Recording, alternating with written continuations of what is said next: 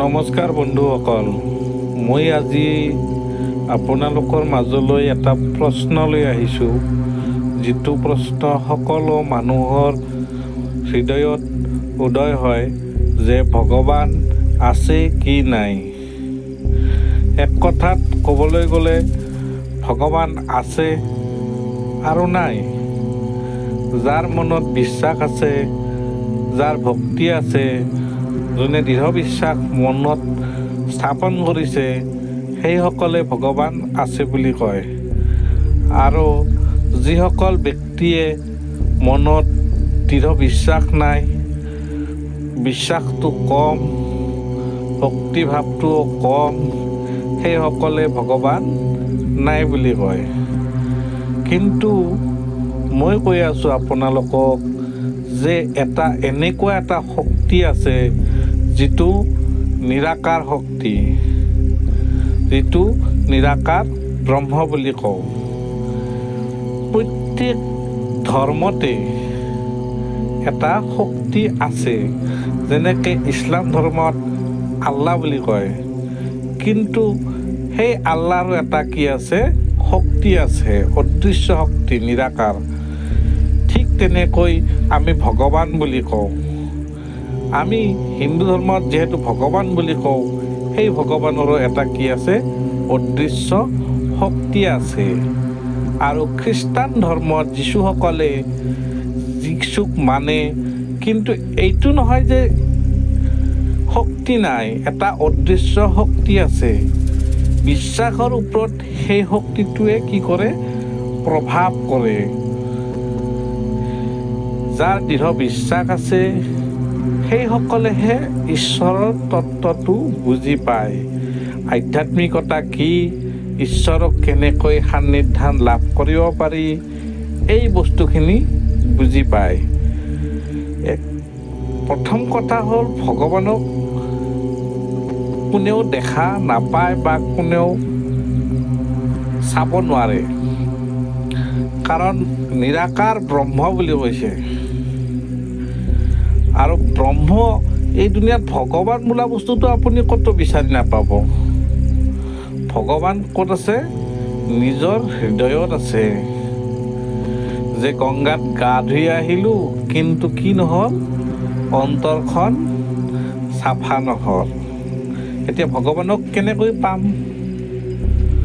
মনত যদি হিংসা ভাৱটো থাকে, মনত যদি ক্ৰোধ থাকে, মনত যদি বেলেগৰ বেয়া হোৱাটো কামনা কৰোঁ, আৰু গংগাত যাই কিনে গা ধুলোঁ যে পবিত্ৰ হোৱাৰ কাৰণে, পাপবিলাক মুচি নিয়াৰ কাৰণে, কিন্তু সেই গংগাই জানো অন্তৰখান ধুব পাৰিছে? সেই গংগাই জানো অন্তৰখান পবিত্ৰ কৰিব পাৰিছে? সেইটোহে আচল ডাঙৰ কথা। যিমান গংগাত গা ধুলেও বা মহাবাহু ব্ৰহ্মপুত্ৰত গা ধুলেও কি নহ'ব, পাপ মোচন নহ'ব। যদিহে হৃদয়খন চাফা হ'ব লাগিব। কেনেকুৱা চাফা? যে হিংসা ভাৱ নাইকিয়া হ'ব লাগিব। ফাৰ্ষ্ট কথাটো হ'ল সেইটো। নেক্সটটো হ'ল কি, মনত বেলেগৰ বেয়া চিন্তা কৰাটো, বেলেগৰ পৰা লোভ কৰি বস্তু আনাৰ কথা চিন্তা কৰাটো, চুৰ কৰা চিন্তা কৰাটো, অসৎ পথত চলাটো, এইবিলাক কি কৰিব লাগিব, বন্ধ কৰিব লাগিব। তেতিয়াহে মন চাফা হ'লে গংগাত চাফা হ'ব। যে ভৰিত পানীৰ বোকা লাগিছিলে, ভৰিখন ধুই দিলোঁ, কিন্তু কি হ'ল, বোকাটো গুচি গ'ল। কিন্তু সেই পানী, একে পানী গংগা, কিন্তু সেই গংগাত গা ধোৱাৰ লগে লগে জানো মানুহৰ পাপ মোচন হ'ব? যদিহে মনত এইবিলাক ভাৱ থাকে। তে বন্ধুসকল, আমি জন্মৰ পৰা আজিলৈকে ভগৱানক দেখা নাই, কিন্তু ভগৱানৰ অস্তিত্ব যে নাই, এইটো ক'ব নোৱাৰোঁ, কাৰণ ভগৱানৰ অস্তিত্ব আছে। অস্তিত্ব থকাৰ কাৰণে এই সংসাৰখন চলি আছে। কিন্তু কোনেও দেখা নাই ভগৱানক। এতিয়া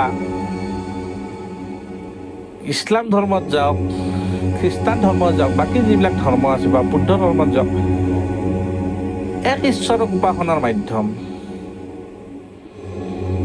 যে ভগৱান একজন, সেইজনকে পূজা কৰিব লাগে, আলোচনা কৰিব লাগে, সেইজনৰ ওচৰত শৰণাপন্ন হ'ব লাগে। কিন্তু আমাৰ যিটো হিন্দু ধৰ্মত কি হৈছে, ভগৱানক ভাগ কৰি লোৱা হৈছে। যেনেকে